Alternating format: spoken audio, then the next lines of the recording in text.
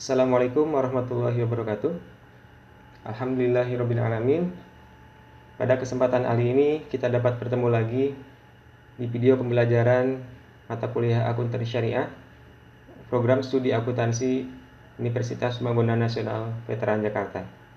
Terima kasih kepada teman-teman yang sudah bergabung di video ini. Pada kesempatan ini kita akan membahas topik kedua di rangkaian mata kuliah ini, yaitu tentang pengantar fikih muamalah untuk analisis transaksi syariah. Baik teman-teman, seperti yang kita telah bahas sebelumnya, pertemuan yang sebelumnya kita membahas tentang pengantar akuntansi syariah. Kita telah berdiskusi apa itu akuntansi syariah, apa perbedaan akuntansi syariah dengan akuntansi konvensional, dari mana sumber-sumber hukum dalam menganalisis transaksi syariah seperti Al-Quran, Sunnah, Ijma, dan Qiyas kita sudah bahas kemarin. Saat ini kita akan masuk ke dalam pengantar fikih muamalah. Sebagai informasi, materi kali ini dihimpun atau disusun dari modul pengantar fikih muamalah yang diterbitkan oleh Ikatan Akuntan Indonesia, yang merupakan modul ujian sertifikasi akuntansi syariah. Untuk teman-teman yang ingin mempelajari lebih dalam terkait dengan materi ini, bisa langsung merujuk ke dalam modul ini. Ini bisa diakses online di link berikut ini.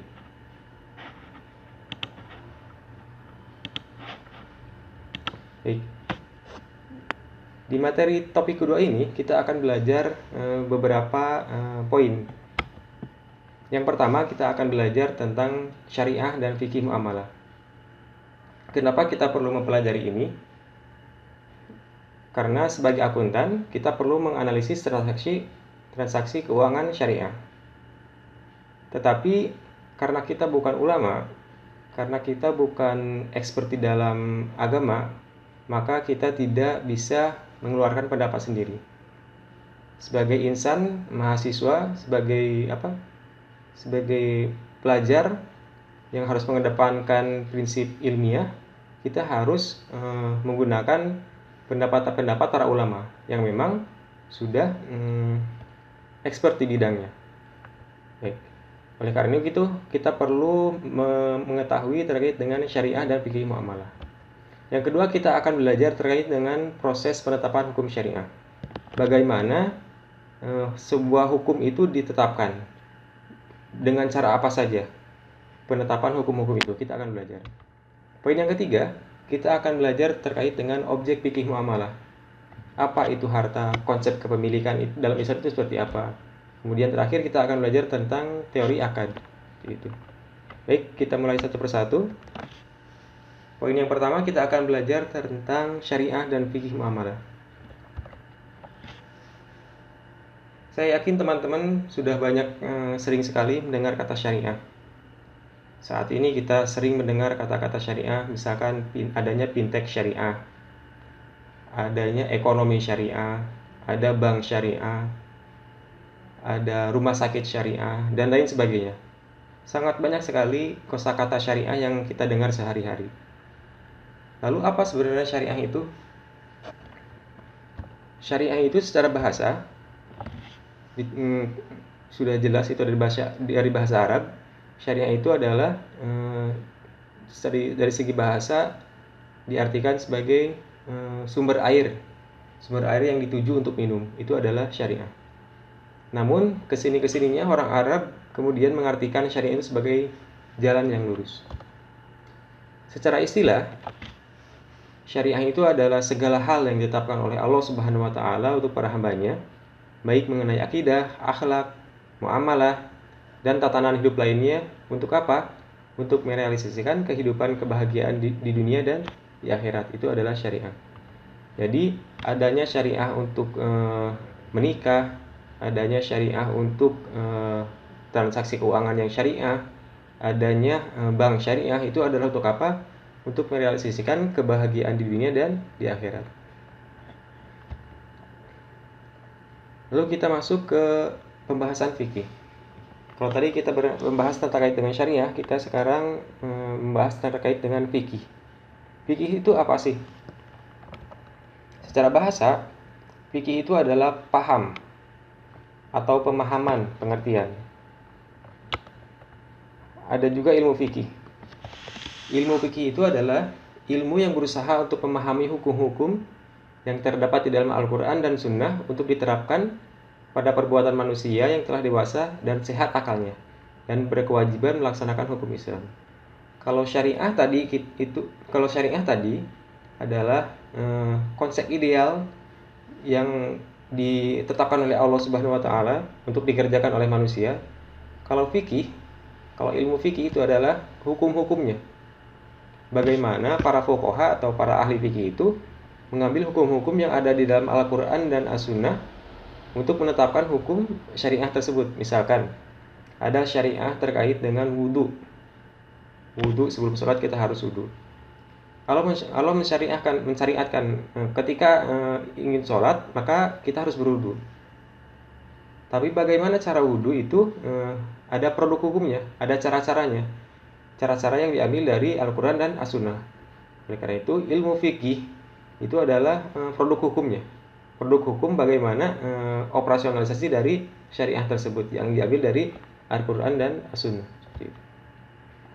Pemahaman tentang hukum Islam yang disusun secara sistematis, pemahaman-pemahaman terkait dengan syariah-syariah tersebut, terkait dengan hukum-hukum tersebut, disatukan dalam bentuk kitab-kitab fikih yang disebut dengan hukum fikih. Ada beberapa jenis kitab fikih yang saat ini ada 6 jenis sesuai dengan bidang-bidangnya masing-masing. Contohnya di sini ada fikih ibadah. Fikih ibadah itu di dalamnya terkait dengan tata cara ibadah, misalkan fikih terkait dengan wudu, bagaimana cara wudu. Yang kedua misalkan fikih ibadah itu bahasanya adalah terkait dengan sholat, haji, dan puasa. Itu adalah fikih ibadah. Ada lagi yang kedua adalah fikih al-ahwal as-syakhsiyah, fikih keluarga. Bagaimana pernikahan, apa saja rukun pernikahan, syarat pernikahan, itu ada di fikih keluarga. Bagaimana talak, seberapa banyak nafkah yang harus dikeluarkan oleh seorang suami, dan bagaimana sistem warisan itu ada di fikih al-ahwal al-syakhsiyah. Jadi di fikih keluarga ini, para fuqaha atau para ahli fikih, mereka merumuskan hukum yang berasal dari Al-Quran dan As-Sunnah. Jadilah sebuah fikih atau sebuah hukum terkait dengan hukum keluarga, yang di dalamnya ada terkait hukum pernikahan, talak, nafkah, dan warisan. Yang ketiga, ini adalah sebenarnya materi utama kita pada kali ini, itu terkait dengan fikih muamalah. Fikih muamalah ini adalah fikih yang terkait dengan hubungan antar manusia, seperti jual beli, sewa menyewa, jaminan, pengadilan, dan lain sebagainya. Itu adalah fikih muamalah. Yang keempat adalah fikih siyasah syar'iyah. Fikih ini terkait dengan bagaimana mengelola suatu negara, bagaimana pemimpin negara, bagaimana menegakkan keadilan di satu negara, bagaimana kewajiban rakyat terhadap pemimpinnya. Apakah rakyat boleh menegur pemimpinnya? Apakah diperbolehkan di dalam Islam? Itu semuanya ada di fikih siyasah syar'iyah. Yang kelima adalah fikih al-uqubat. Fikih al-uqubat ini terkait dengan hukuman untuk pelaku kejahatan, hukuman untuk pembunuh, pencuri, dan penjaga keamanan di perbatasan. Itu ada hukum-hukumnya itu di dalam sebuah kitab yang dinamakan Kitab Fikih Al-Uqubat. Fikih yang keenam itu adalah terkait dengan fikih asyar. Fikih asyar ini terkait dengan hubungan negara Islam dengan negara lain. Bagaimana ketika ada peperangan, itu ada hukumnya. Bagaimana ketika suatu negara Islam mau tidak mau terjadi peperangan harus seperti apa. Misalkan ketika perang, seorang muslim harus tidak boleh menyakiti anak kecil, tidak boleh menyakiti orang yang sudah orang yang sedang hamil, perempuan. dan lain sebagainya. Itu adalah salah satu beberapa hukum dalam peperangan yang diterapkan dalam Islam ketika zaman Rasulullah SAW. Yang terakhir adalah fikih tentang adab dan akhlak. Fikih ini terkait dengan akhlak dan perilaku yang baik ataupun yang buruk. Seperti itu. Lalu apa hubungan antara syariah dan fikih? Seperti yang tadi saya sudah bahas sebelumnya, bahwa syariah itu adalah ajaran dari seluruh aspek agama. Ada syariah terkait dengan keuangan, syariah terkait dengan keluarga, syariah terkait dengan berpakaian. Itu adalah konsep ideal yang ditetapkan oleh Allah untuk dijalankan oleh manusia. Sedangkan fikih adalah upaya manusia memahami kehendak Allah. Kata Allah, Anda harus menutup aurat. Diperintahkan dalam Al-Quran, setiap perempuan, setiap manusia, laki-laki atau maupun perempuan harus menutup auratnya. Bagaimana menutup aurat yang benar sesuai dengan sesuai dengan Al-Quran dan hadis, sesuai dengan Al-Quran dan Sunnah, itu adalah produk hukum. Itu adalah pemahaman para ulama terkait dengan hukum tersebut. Itu adalah dinamakan dengan fikih. Syariah itu identik dengan wahyu Allah, sedangkan fikih itu adalah hasil pemahaman para fuqaha atau para mujtahid terhadap Al-Quran dan As-Sunnah. Yang selanjutnya, syariah itu memiliki nilai kebenaran yang mutlak, sedangkan fikih itu memiliki kebenaran yang relatif. Karena kenapa? Karena hasil dari pemahaman para fuqaha, hasil dari para ijtihad para fuqaha. Yang terakhir, syariah itu adalah sasaran untuk dipahami dalam rangka untuk dipraktikkan, sedangkan fikih adalah prosesnya dalam upaya memahami syariah untuk dipraktikkan. Gitu. Fikih muamalah. Kita sekarang masuk ke dalam bahasan utamanya, itu fikih muamalah. Apa itu muamalah? Dari segi bahasa, muamalah itu adalah bertindak, saling berbuat, saling mengamalkan satu sama lain. Itu adalah dari segi bahasa. Dari segi istilah, muamalah itu adalah tukar menukar barang atau sesuatu yang memberi manfaat dengan cara yang ditentukan. Oleh karena itu, fikih muamalah dapat diartikan sebagai ilmu atau pengetahuan tentang hukum dan usaha untuk memperoleh harta, mengembangkan harta, utang piutang, jual beli, jasa penitipan maupun penyewaan. Intinya adalah fikih muamalah ini adalah hukum. Hukum terkait apa? Hukum terkait ketika kita berjual beli, berdagang. Hukum bagaimana ketika kita melakukan penyewaan rumah misalkan. Menyewakan rumah, menyewakan tanah, menyewakan barang-barang. Itu ada di fikih muamalah. Hukum-hukumnya itu terkumpul dalam fikih muamalah. Apa saja ruang lingkup fikih muamalah? Ruang lingkup fikih muamalah itu terdiri dari dua. Yang pertama adalah al-muamalah al-adabiyah. Muamalah al-adabiyah ini ruang lingkup yang mencakup cara tukar menukar benda dengan menggunakan panca indera manusia. Misalkan di dalam tukar menukar itu ada ijab kabul, ada penyerahan, ada penerimaan, ada saling meridhoi, tidak ada keterpaksaan, ada hak dan kewajibannya, ada kejujuran pedagang, ada pemalsuan, ada penimbunan. Itu adalah ruang lingkup al-muamalah al-adabiyah. Yang kedua, ruang lingkup fikih muamalah itu mencakup al-muamalah al-madiniyah. Maksudnya adalah bersifat kepemilikan benda karena objek fikih adalah pada benda halal, haram maupun syubhat untuk diperjualbelikan.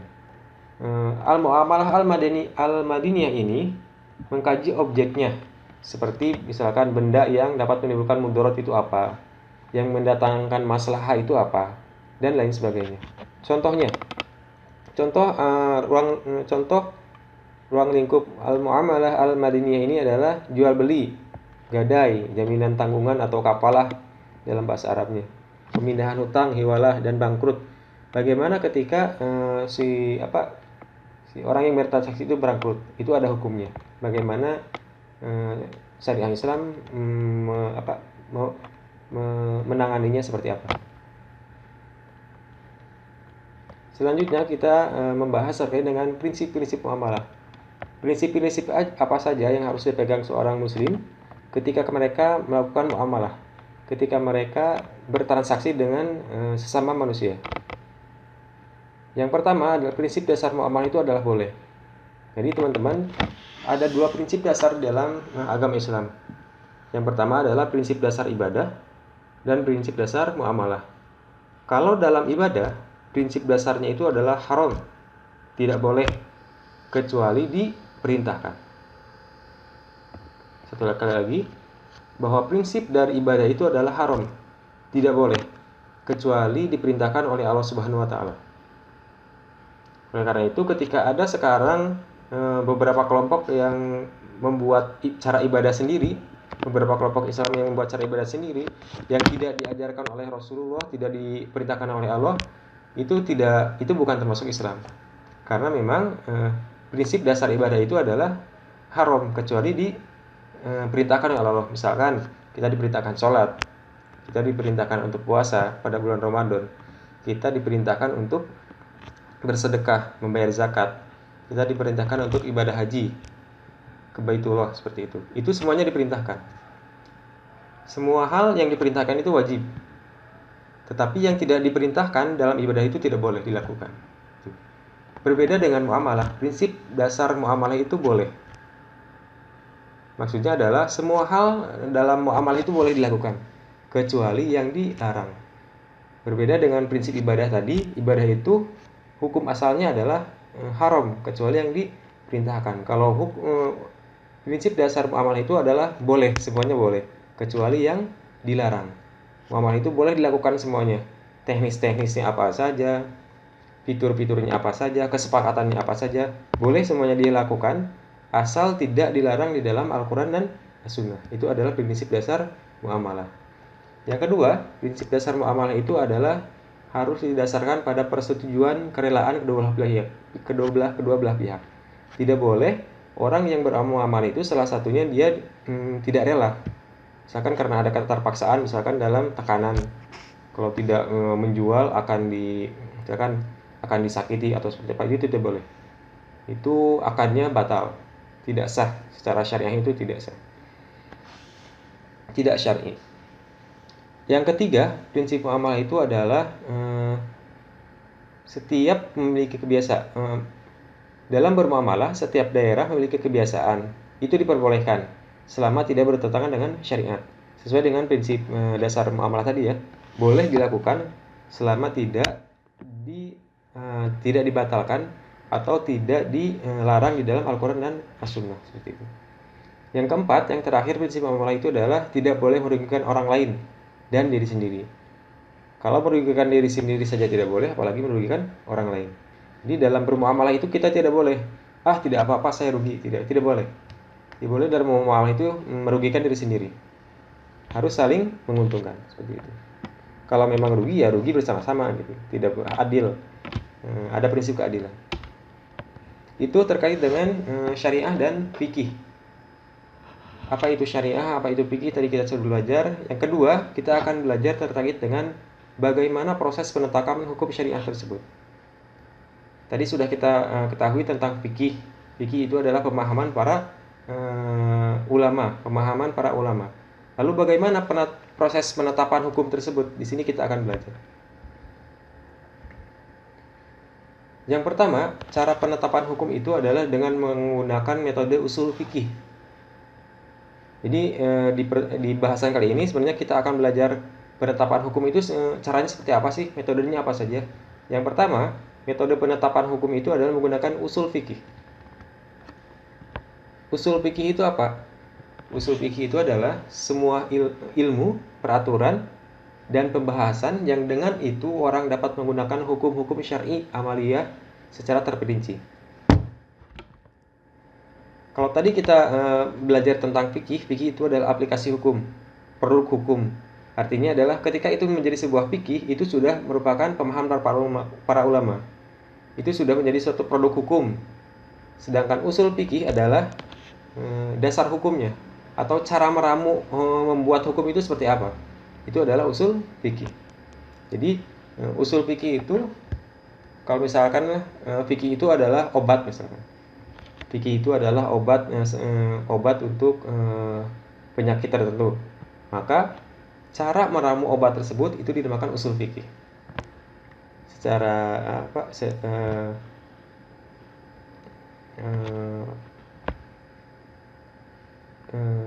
secara ininya seperti itu ya, perbandingannya seperti itu. Ada beberapa perkembangan penetapan hukum fikih di dalam agama Islam. Yang pertama, pada masa Rasulullah SAW. Pada masa Rasulullah SAW, ketika terjadi sebuah perkara yang memang itu belum jelas, misalkan ketika dulu orang-orang kesulitan untuk wudhu misalkan. Bagaimana sih kalau kita tidak mendapatkan air untuk wudhu, sedangkan waktu sholat sudah masuk? Otomatis pada zaman Rasulullah, para sahabat itu bertanya langsung kepada Rasulullah. Mereka langsung bertanya kepada Rasulullah, dan Rasulullah memberikan sabdanya, memberikan arahannya berdasarkan apa? Berdasarkan petunjuk dari Allah Subhanahu wa taala. Oleh karena itu para sahabat adalah orang-orang yang paling beruntung karena mereka langsung mendapatkan pembinaan atau bimbingan dari Rasulullah SAW. Sedangkan Rasulullah SAW ini sudah dijamin oleh Allah Subhanahu wa taala, ini adalah manusia sebaik-baiknya manusia. Sebaik-baiknya petunjuk itu adalah petunjuk Rasulullah SAW. Dan Rasulullah SAW itu adalah sebaik-baiknya pembina gitu, sebaik-baiknya guru. Oleh karena itu para sahabat itu sangat beruntung sekali berada pada zaman masa Rasulullah SAW. Karena ketika ada perdebatan, bisa langsung menanyakan kepada Rasulullah, dan Rasulullah bisa langsung memberikan keputusannya seperti apa. Perkembangan yang kedua adalah pada masa para sahabat atau disebut tabi'in. Pada masa sepeninggalan Rasulullah SAW telah meninggal, maka masuk ke dalam masa para sahabat menjadi pemimpin. Pada masa ini para tabi'in ini bertanya kepada para sahabat. Kalau misalkan ada perkara baru, misalkan ada pertentangan di dalam masyarakat, misalkan ada hal-hal yang ingin ditanyakan yang memang itu tidak ada di dalam Al-Quran dan As-Sunnah, maka mereka akan bertanya kepada para sahabat.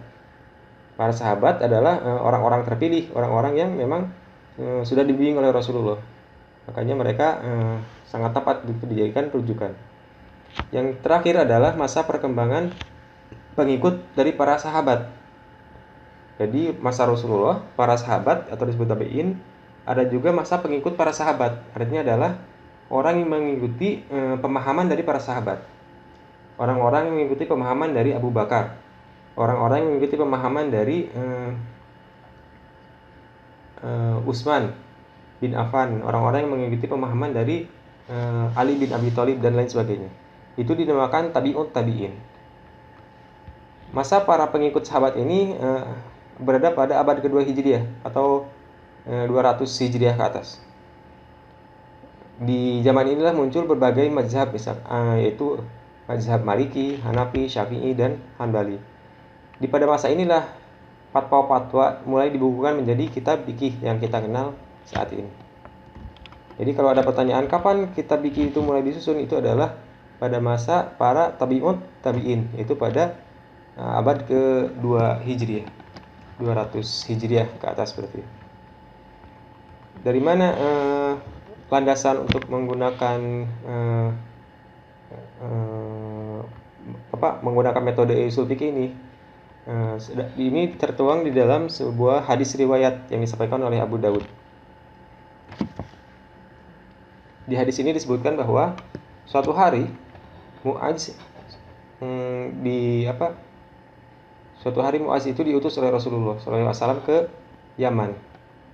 Ketika Mu'adz kembali, Rasulullah SAW bersabda atau bertanya, "Hai Mu'adz, bagaimana engkau memutuskan perkara apabila diserahkan kepadamu suatu perkara?" Jadi Rasulullah bertanya, "Hai Mu'adz, bagaimana kalau ada suatu perkara yang memang itu diserahkan kepada kamu suatu perkara tersebut, misalkan suatu pertentangan, misalkan ada suatu hal yang baru misalkan." Mu'adz berkata, "Aku akan memutuskan dengan kitabullah." Artinya adalah dia akan memutuskan perkara tersebut berdasarkan Al-Quran. Lalu Rasulullah bertanya lagi, "Maka jika tidak ada dalam kitabullah," kata Rasulullah bertanya, Muaz pun berkata, maka dengan sunnah Rasulullah SAW. Artinya adalah dia kalau tidak ada dalam Al-Quran, dia akan menggunakan sunnah Rasulullah SAW. Lalu Rasulullah bertanya lagi, maka jika tidak ada dalam sunnah Rasulullah SAW, Muaz pun berkata, aku berijtihad dengan pikiranku sendiri dan aku tidak akan keterlaluan. Maksud Muaz ini adalah dia akan berijtihad bersungguh-sungguh maksudnya adalah berpikir, memahami Al-Quran dan As-Sunnah untuk memberikan suatu ketetapan. Tapi di sini disebutkan bahwa dia tidak akan keterlaluan. Maksudnya adalah dia tidak akan menggunakan akal pikirannya di luar dari Al-Quran dan As-Sunnah. Maksudnya adalah lurus sesuai dengan pemahaman Rasul, pemahaman para sahabat. Maksudnya seperti itu. Dan Rasulullah SAW ketika itu menepuk dada Muaz dan bersabda, Alhamdulillah, segala puji bagi Allah yang telah menyetujui utusan Rasulullah dengan apa yang diridhai Rasulullah SAW. Artinya betul seperti itulah bagusnya seorang Muslim. Harusnya seorang Muslim memutuskan suatu perkara. Inilah menjadi landasan dalam metode usul fikih. Metode yang kedua dalam penetapan hukum Islam adalah dengan metode hadis. Hadis ini kan sudah kita bahas sebelumnya adalah perkataan Rasulullah SAW. Dalam menggunakan hadis, ada dua hal yang harus dilakukan. Yang pertama adalah kita harus meneliti sanad dan perawi hadis. Yang kedua adalah kita harus meneliti matan hadis tersebut. Sanad itu adalah rangkaian. Jadi kan hadis itu kan kata-kata Rasulullah. Rasulullah bersabda. Kemudian misalkan sampai kepada para sahabat. Misalkan taruhlah itu Abu Bakar As-Siddiq misalkan. Dari Rasulullah didengarkan oleh Abu Bakar As-Siddiq. Kemudian dari Abu Bakar As-Siddiq ke siapa lagi? Ke siapa lagi? Itu adalah rangkaian sanadnya. Itu dinamakan sanad. Kalau perawi itu adalah yang memberikan hadis tersebut, misalkan dari Abu Bakar kepada Utsman, misalkan diberikan Abu Bakar memberikan perkataan Rasul itu kepada Utsman, misalkan menyampaikannya kepada Utsman. Nah itu Abu Bakar ini adalah perawi hadis, maksudnya adalah yang menyampaikan hadis tersebut. Nah, dalam menetapkan hukum dengan hadis ini kita harus meneliti sanad dan perawinya. Sanad itu adalah rangkaiannya dan perawinya. Bagaimana caranya? Yang pertama adalah kita harus melakukan itibar. Itibar ini adalah menyertakan sanad-sanad yang lain. Misalkan ada suatu hadis, ada suatu perkataan Rasulullah SAW, ada sanadnya tertentu, misalkan garisnya seperti ini. Dari orang ini, ke orang ini, ke orang ini, ke orang ini, ke orang ini, misalkan seperti itu. Nah, selain dari jalur ini, kita harus mencari lagi nih sanad yang lain selain jalur ini. Apakah ada atau tidak? Untuk memastikan bahwa memang tidak ada kesalahan. Khawatirnya di rangkaian ini ada satu kesalahan. Maksudnya seperti itu. Jadi kalau kita punya sanad lain, kita punya pendapat yang lebih kuat terhadap hadis tersebut. Yang kedua adalah kita meneliti para perawi dengan skema sanad, seperti yang tadi kita bahas ya. Yang ketiga, kita meneliti hubungan murid dan guru serta kelahiran dan kematiannya untuk mengetahui apakah sanadnya benar tersambung atau tidak. Maksudnya adalah khawatirnya ada yang memang kekeliruan, misalkan. Kebiasaan kan sanad ini berdasarkan guru dan murid, misalkan saya belajar dari dosen saya. Oleh karena itu kan sanadnya dari dosen saya, kemudian kepada murid saya, kepada mahasiswa saya. Oleh karena itu kita harus meneliti dosennya itu lahir kapan, muridnya itu lahir kapan, meninggalnya kapan. Khawatirnya ada kesalahan itu. Kalau ada kesalahan misalkan ternyata muridnya lebih meninggal lebih awal, sedangkan dosennya masih ada, itu berarti tidak tersambung hadisnya, dan itu bisa jadi dikatakan hadis yang palsu seperti itu. Yang terakhir adalah meneliti karakteristik rawi yang bersangkutan. Maksudnya adalah meneliti karakteristik dari perawi tersebut. Apakah perawi tersebut memiliki soleh atau tidak? Apakah perawi tersebut memiliki kebiasaan buruk atau tidak? Apakah perawi hadis tersebut pelupa atau tidak, dan lain sebagainya. Yang kedua yang harus kita lakukan adalah meneliti matan hadis tersebut. Matan hadis itu adalah isi teksnya, teks hadis tersebut. Seperti yang tadi kita pelajari misalkan terkait dengan Muaz tersebut. Nah, isi teks tersebut, isi dari bahasa Arabnya tersebut adalah dinamakan dengan matan hadisnya. Bunyi kalimatnya itu adalah matan hadis. Yang ketiga, kita belajar bagaimana penetapan hukum yang tidak ada nasnya. Kalau tadi yang pertama kita belajar penetapan hukum yang ada menggunakan usul fikih, kemudian menggunakan hadis. Yang ketiga, penetapan hukum yang tidak ada nasnya. Nasnya itu adalah tidak ada dalilnya. Tidak ada dalam Al-Quran dan As-Sunnah. Yang pertama adalah menggunakan ijma. Yang kita bahas pertemuan sebelumnya, ijma ini adalah kesepakatan para mujtahid, orang yang berijtihad, orang yang bersungguh-sungguh untuk menetapkan suatu hukum berdasarkan sunnah dan Al-Quran. Yang kedua adalah qiyas, dikiaskan dengan menggunakan dalil-dalil yang memang serupa. Yang ketiga adalah istisan, yaitu istisan itu mengembalikan sesuatu kepada kebaikan. Kemudian ada maslahat mursalat, maksudnya adalah kemaslahatan yang tidak disyariatkan oleh hukum syar'i untuk ditetapkan dan tidak ada dalil yang menunjukkan pembatalan. Maksudnya maslahat mursalat ini adalah tidak ada dalil yang menetapkan harus seperti ini, tetapi juga tidak ada dalil yang menunjukkan pembatalannya dan tidak ada dalil yang melarangnya. Contohnya misalkan maslahat mursalat ini adalah mendirikan penjara. Mendirikan penjara itu tidak ada dalam Al-Quran dan As-Sunnah, tapi itu juga tidak dilarang di dalam Al-Quran dan As-Sunnah. Contoh lainnya misalkan adalah mencetak uang dan lain sebagainya. Yang terakhir adalah yang selanjutnya adalah al-arfu. Al-arfu ini adalah sesuatu yang sudah diketahui secara umum, tidak menyalahi syariat, tidak menghalalkan yang haram dan mengharamkan yang halal, juga tidak membatalkan yang wajib. Contohnya adalah ketika pernikahan, bahwa kita ketika pernikahan misalkan sering si lelaki itu membawa pakaian, peralatan, misalkan kosmetik, sendal dan lain sebagainya di luar maharnya. Itu adalah tidak menyalahi syariat dan tidak juga menghalalkan yang haram, tidak mengharamkan yang halal. Itu boleh hukumnya seperti itu. Jadi tidak disyariatkan tetapi boleh melakukan seperti itu gitu, membeli pakaian, membeli peralatan. Padahal itu tidak termasuk ke dalam mahar, tetapi itu adalah dalam kebiasaan yang sudah diketahui umum dan sudah biasa gitu. Itu tidak dilarang seperti itu. Yang terakhir adalah istishab, hukum terhadap sesuatu dengan keadaan yang ada sebelumnya sampai ada dalil untuk mengubah keadaan itu. Contoh istishab itu adalah misalkan ada orang yang hilang. Orang yang hilang itu tidak diketahui saat ini apakah dia masih hidup atau tidak meninggal. Oleh karena itu hukumnya adalah kita harus menganggap orang itu masih hidup. Sampai kapan? Sampai memang ada keterangan yang jelas bahwa dia telah meninggal. Jadi kita tidak boleh menghukumi orang yang hilang itu bahwa dia sudah meninggal sebelum kita memperoleh keterangan yang jelas bahwa dia telah meninggal.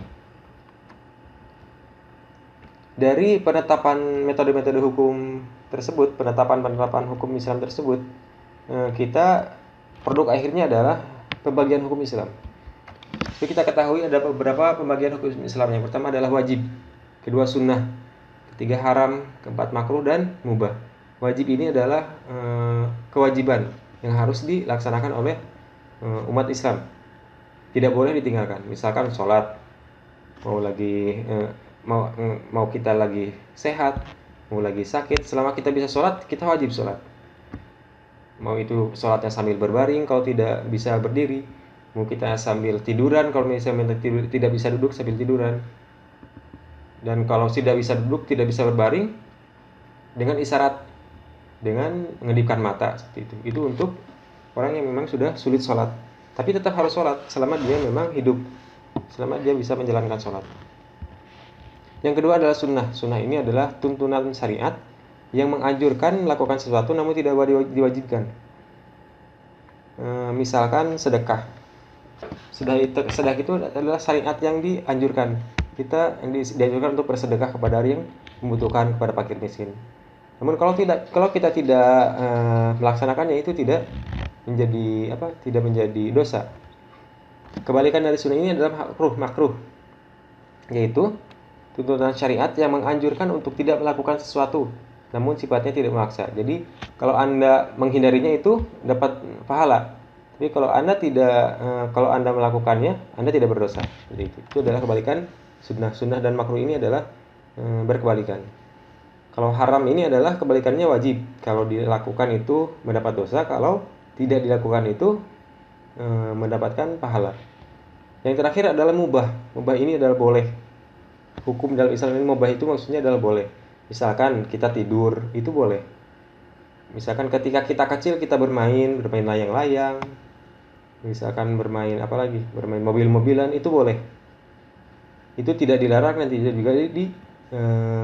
dilarang dan juga tidak disuruh. Itu hukumnya adalah boleh, seperti itu. Bahasan terakhir kita adalah bahasan terkait dengan objek dari fikih muamalah. Objek fikih muamalah itu ada 3. Yang pertama adalah konsep harta. Bagaimana konsep harta dalam Islam? Apakah harta itu adalah sangat penting sekali atau tidak penting sama sekali? Kedudukan harta itu seperti apa? Itu objek fikih muamalah. Yang kedua adalah konsep kepemilikan. Apa itu kepemilikan? Kepemilikan itu apakah semua barang itu dimiliki oleh pemerintah atau semua barang itu dimiliki oleh masyarakat, dan sebab-sebab kepemilikan. Yang ketiga adalah konsep akad. Pengertian, konsep dasar, jenis-jenis akad itu apa saja, rukun akad itu apa saja, dan sebab berakhirnya akad. Ini adalah 3 bahasan yang akan kita bahas di materi terakhir video pembelajaran ini. Yang pertama adalah konsep harta. Harta itu apa? Islam dalam bahasa Arab, harta itu adalah al-mal. Mal, yamil, mila, artinya adalah condong atau cenderung, di mana manusia itu condong terhadapnya, cenderung terhadapnya. Itu adalah maksudnya al-mal. Secara istilah ada 2 pendapat. Menurut mazhab Hanafiyah, harta itu adalah sesuatu yang digandrungi tabiat manusia dan memungkinkan untuk disimpan hingga dibutuhkan. Itu adalah menurut mazhab Hanafiyah. Kalau menurut mazhab Syafi'iyah, harta itu adalah sesuatu yang dapat bermanfaat dengannya atau apa-apa yang memiliki nilai jual. Itu adalah harta. Konsep harta menurut Islam. Bagaimana kedudukan harta dalam Islam? Apakah sangat penting sekali, tidak penting sekali, atau seperti apa? Atau apakah harta ini menjadi hal utama di dalam hidup kita atau tidak apa? Atau tidak, atau di mana kedudukannya? Islam menjelaskan di dalam Al-Qur'an kedudukan harta di dalam Islam. Yang pertama, harta itu berkedudukan sebagai penegak pilar kehidupan. Kita bisa menjalankan roda kehidupan sehari-hari. Kita perlu makan, kita perlu untuk transport, kita perlu untuk sekolah, kita untuk perlu kuliah. Harta itu adalah berfungsi untuk menegakkan pilar kehidupan itu, agar kehidupan itu bisa berjalan, agar manusia itu bisa makan, agar manusia itu bisa melakukan aktivitas sehari-hari. Itu adalah kedudukan harta sebagai pilar kehidupan. Yang kedua, harta itu disebutkan dalam Al-Qur'an, beberapa ayat Al-Qur'an disebutkan sebagai khairun, artinya adalah kebaikan. Ada juga kedudukan harta di dalam Islam itu adalah sebagai nikmat dan karunia Allah. Artinya adalah harta ini adalah pemberian dari Allah. Kenapa pemberian dari Allah? Karena memang ternyata saat ini tidak semua orang yang usahanya paling bagus, usahanya paling keras, itu tidak selalu mendapatkan harta yang banyak. Kalaulah memang harta itu ditentukan oleh kadar usaha seseorang, maka harusnya orang yang paling capek itu mendapatkan harta yang paling banyak. Namun tidak seperti itu. Ada orang yang capek sekali mencari harta namun tidak kaya-kaya, ada juga. Namun ada orang yang kerjanya mungkin hanya di rumah, bisa jadi dia memiliki harta yang banyak seperti itu. Karena itu kekayaan itu menurut Islam bukan berdasarkan usaha semata, tetapi itu adalah karunia dan nikmat dari Allah Subhanahu wa taala. Yang selanjutnya, kedudukan harta dalam Islam itu adalah sebagai ujian dan musibah dari Allah Subhanahu wa taala. Ini disebutkan di dalam surat Al-Baqarah ayat 155. Saya bacakan artinya. Allah Subhanahu wa taala berkata bahwa, dan kami pasti akan menguji kamu dengan sedikit ketakutan, kelaparan, kekurangan harta dan jiwa, dan buah-buahan, dan sampaikanlah kabar gembira kepada orang-orang yang sabar. Jadi kata Allah, Allah pasti akan menguji semua manusia, Allah pasti akan menguji umat Islam. Diuji dengan apa? Dengan ketakutan, dengan kelaparan, kekurangan harta jiwa, dan buah-buahan. Lalu Allah berkata, dan sampaikanlah kabar gembira kepada orang-orang yang sabar. Gitu. Lalu yang selanjutnya, harta itu adalah sebagai perhiasan dunia dan kesenangan hidup di dunia. Seperti disebutkan di dalam Quran surat Al-Kahfi ayat 46, harta dan anak-anak adalah perhiasan dunia. Dan Quran surat Al-Imran ayat 14, di sini disebutkan bahwa dijadikan terasa indah di dalam pandangan manusia cinta terhadap apa yang diinginkan, berupa perempuan-perempuan, anak-anak, harta benda yang bertumpuk dan dalam bentuk emas, perak, kuda pilihan, hewan ternak, sawah, ladang. Itulah kesenangan hidup di dunia, dan di sisi Allah tempat kembali yang baik. Ini menjadi kenyataan saat ini ya, bahwa ketika kita melihat bahwa laki-laki itu cenderung terhadap perempuan. Katanya bahwa godaan terbesar laki-laki itu adalah harta, tahta, dan wanita. Itu memang terbukti saat ini. Jadi maksudnya ayat Al-Quran ini terbukti saat ini, bahwa memang perempuan, anak, harta benda itu menjadi terasa indah di dalam pandangan manusia. Itu adalah kesenangan hidup di dunia. Kata Allah, itu adalah kesenangan hidup di dunia. Namun di sisi Allah tempat yang paling baik. Maksudnya adalah dunia itu tidak ada apa-apanya dibandingkan dengan akhirat, dibandingkan dengan apa yang ada di sisi Allah. Konsep harta, fungsi harta. Jadi untuk apa? Tadi kita sudah membahas terkait dengan kedudukannya. Di sini kita membahas terkait dengan fungsinya. Apa sih harta itu berfungsi untuk apa? Yang pertama, harta itu sebagai amanah dari Allah Subhanahu wa taala. Yang kedua, harta itu sebagai perhiasan hidup di dunia saja. Yang ketiga, harta ini sebagai bekal ibadah melaksanakan muamalah di antara sesama manusia. Kita perlu harta. Oleh karena itu kita menggunakan harta itu sebagai alat untuk bekal untuk ibadah kita. Yang keempat, harta ini berfungsi untuk meningkatkan ketakwaan kepada Allah. Kita perlu belajar, kita perlu ke masjid. Ketika kita belajar agama, kita perlu uang. Ketika kita masuk ke masjid, kita perlu memakai pakaian yang bersih, memakai pakaian yang harum. Itu perlu harta, perlu uang. Harta itu bisa meningkatkan ketakwaan kepada Allah Subhanahu wa taala. Yang selanjutnya adalah bersikap adil terhadap kehidupan dunia dan akhirat. Setelah itu juga menegakkan atau mengembangkan ilmu, karena menuntut ilmu adalah memerlukan harta. Selain itu, harta juga berfungsi untuk meneruskan kehidupan dari satu generasi ke generasi berikutnya. Seperti kita ketahui bahwa harta itu bisa diwariskan kalau memang pemiliknya sudah meninggal. Disinilah disebutkan bahwa fungsi harta itu untuk meneruskan kehidupan dari generasi ke generasi berikutnya. Selain itu, harta juga berfungsi untuk menumbuhkan silaturahim karena perbedaan kebutuhan. Misalkan sekarang ada pengusaha dan ada pekerja. Kalau misalkan taruhlah semuanya di dunia ini diciptakan sebagai pengusaha, maka siapa yang menjadi pekerjanya? Oleh karena itu fungsi harta adalah untuk menumbuhkan silaturahim. Ketika ada yang punya dan ada yang tidak punya, maka yang punya itu menjadi bersedekah kepada yang tidak punya. Dari sedekah ini akan tersambung silaturahim. Itu adalah fungsi harta. Yang terakhir adalah memutar peranan kehidupan. Seperti tadi disebutkan bahwa adanya orang yang kaya dan orang miskin itu menjadi kehidupan ini berputar. Taruhlah semuanya orang di dunia ini adalah orang kaya, punya harta banyak, punya uang banyak misalkan. Lalu siapa yang akan jadi pekerjanya? Tidak akan ada industri, tidak akan ada pabrik kalau memang semua orang di dunia ini kaya. Karena kenapa? Karena untuk apa bekerja kalau semua orang di sini kaya? Kalau semua orang yang hidup di dunia ini kaya?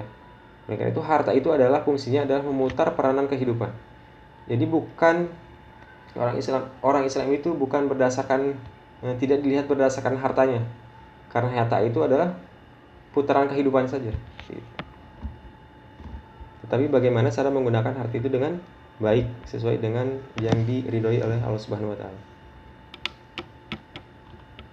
Selain harta, kita akan belajar terkait dengan konsep kepemilikan. Bagaimana konsep kepemilikan di dalam Islam itu? Konsep kepemilikan di dalam Islam itu pengertian hak miliknya. Hak milik itu adalah pemilikan manusia atas satu harta dan kewenangan untuk bertransaksi secara bebas.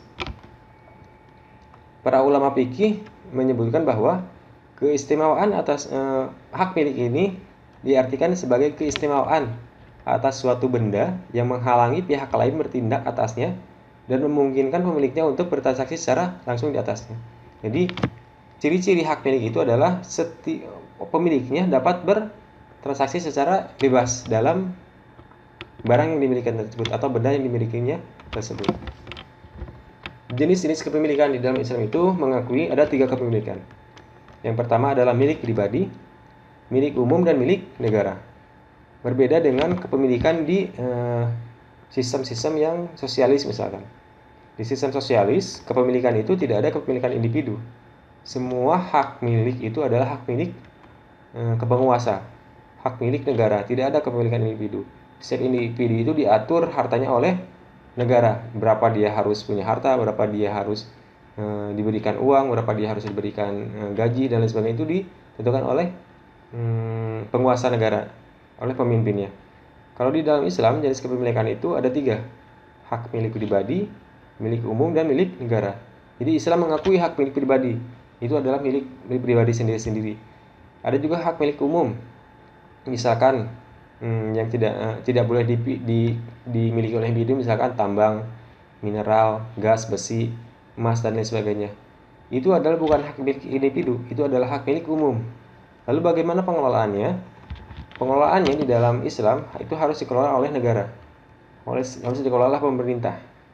Jadi kalau ada yang ingin membuka tambang, ingin menambang emas, itu harus dengan izin pemerintah, izin dan kerjasama dengan pemerintah, karena tambang, mineral, gas, dan lain sebagainya itu adalah bukan hak milik individu, bukan hak milik orang yang punya tanahnya, tetapi itu adalah hak milik umum. Yang terakhir adalah hak milik negara. Apa saja yang termasuk hak milik negara? Hak milik negara itu misalkan adalah pungutan-pungutan yang dilakukan oleh pemerintah. Misalkan dari pungutan yang dilakukan oleh pemerintah, hasil pertanian yang dilakukan oleh pemerintah, hasil perdagangan yang dilakukan oleh pemerintah. Misalkan di Indonesia ada kita BUMN. Hasil usaha BUMN-nya itu adalah milik negara. Untuk apa nanti kepemilikan negara ini adalah untuk digunakan untuk kemaslahatan negara dan rakyatnya, untuk kesejahteraan rakyatnya. Kepemilikan ini ada 2 cara. Dikelola dengan 2 cara. Yang pertama adalah pembelanjaan harta, artinya Anda mengeluarkan hartanya. Yang kedua adalah pengembangan harta, artinya adalah mengelola, melipat gandakan harta tersebut. Dalam Islam itu diatur bagaimana membelanjakannya dan bagaimana mengembangkannya. Terakhir, bahasan kita di dalam materi ini adalah terkait dengan akad atau perjanjian atau transaksi. Akad itu secara bahasa adalah ikatan, pengukuhan. Secara istilah, akad ini adalah pertalian antara ijab dan qabul secara sukarela yang dibenarkan oleh syariat yang menimbulkan akibat hukum. Akibat hukumnya adalah hak dan kewajiban kepada para pihak yang berakad. Rukun dan syarat akad. Ketika ada akad di dalam suatu transaksi, maka ada 4 rukun yang harus dipenuhi atau 4 syarat yang harus dipenuhi. Kalau ada salah satu dari 4 syarat ini tidak ada, maka tidak sah akad itu. Tidak sah transaksi itu. Apa saja akad ini? Apa saja rukun ini? Yang pertama adalah ada aqid. Aqid itu adalah orang yang berakad. Jadi kalau tidak ada orang yang berakad, maka akad itu tidak sah. Oleh karena itu harus ada minimal 2 orang yang berakad. Yang kedua adalah rukun dari akad itu adalah ada barang atau benda yang menjadi objek akad. Kalau ada 2 orang yang berakad tapi tidak ada objek bendanya, itu tidak sah. Itu tidak sah transaksinya. Yang ketiga adalah madu al-aqad. Maksudnya adalah tujuan atau maksud dari akad. Harus ada tujuannya, akad itu untuk apa? Maksudnya untuk apa? Yang terakhir adalah sigot al-aqad. Artinya adalah sigot itu adalah perkataan. Artinya ada ijab dan qabul. Ijab berarti penawaran dan qabul itu adalah penerimaan dari pembelinya. Itu adalah 4 rukun atau syarat dari akad. Kalau salah satu dari rukun atau syarat ini tidak terpenuhi, maka akadnya menjadi batal. Ada beberapa jenis akad. Yang pertama adalah akad sahih dan akad batil. Akad sahih ini adalah akad yang menurut rukun dan syaratnya sah. Tapi ada juga akad yang batil. Akad yang batil ini adalah tidak sah karena ada syarat dan rukun yang tidak terpenuhi. Contohnya adalah jual beli minuman keras dan lain sebagainya. Akad itu dapat berakhir. Kapan akad itu berakhir? Pertama, yang menyebabkan akad itu berakhir ketika ada yang menyebabkan pembatalan. Misalkan akadnya rusak, atau ada pihak yang memilih untuk tidak meneruskan akad, atau batal karena iqalah. Iqalah itu adalah pembatalan transaksi. Misalkan saya mau membeli satu barang misalkan, ini ternyata batal, itu jadi akadnya menjadi berakhir. Atau misalkan batal karena tidak dilaksanakan, karena tidak bisa dilaksanakan sama sekali. Misalkan saya mau membeli mobil, tapi ternyata ketika mau membeli mobil, ketika akan ke dealer, akan memberikan uangnya, ternyata di perjalanan saya kecelakaan, harta saya misalkan hilang, uang saya hilang di situ, karena tidak bisa dilaksanakan akadnya, dan itu akadnya menjadi batal. Yang kedua, akad itu berakhir ketika salah satu pihaknya meninggal. Yang terakhir, akad itu berakhir ketika tidak ada izin dari mauquf. Mauquf ini adalah akad yang diwakilkan. Diwakilkan karena memang pihak yang berakadnya tidak mampu untuk berakad. Misalkan anak kecil kan tidak boleh bertransaksi, tidak boleh tidak sah ketika bertransaksi. Maka anak kecil diwakili oleh seseorang. Nah, akad ini berakhir ketika anak kecilnya itu tidak menyetujui akad tersebut. Itu disebabkan tidak ada izin maksudnya. Itu menjadi batal atau berakhir akadnya. Itu teman-teman untuk materi kali ini. Memang banyak sekali materinya. Di dalam modul ini ada 5 bab, dan yang disampaikan di sini hanya 3 bab saja.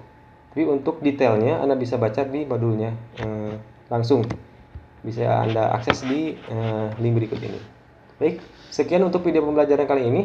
Kalau ada pertanyaan, silahkan disampaikan melalui komentar di bawah video ini. Jangan lupa kalau memang bermanfaat, silahkan disebarkan. Mudah-mudahan ada manfaatnya. Terima kasih. Assalamualaikum warahmatullahi wabarakatuh.